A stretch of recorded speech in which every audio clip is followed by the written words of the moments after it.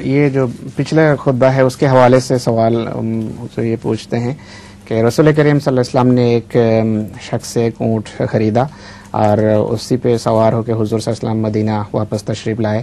مدینہ آ کے پھر اونٹ جو ہے جس نے فروخت کیا اس کو دے دیا یا ان کو دے دیا.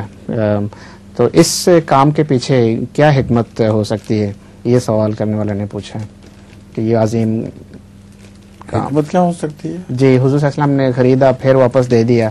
اس کی واپس تحفہ دے دیا اس کو. جی اسے خریدا تھا، جی وہ معلوم ہوتا ہے کہ غریب آدمی ہوگا، تو حضرت صلی اللہ علیہ وسلم نے بطور احسان ایسا کیا. بالمومنین رؤوف الرحیم، مومنوں پر بہت رافت کرنے والا اور رحمت کرنے والا تھا.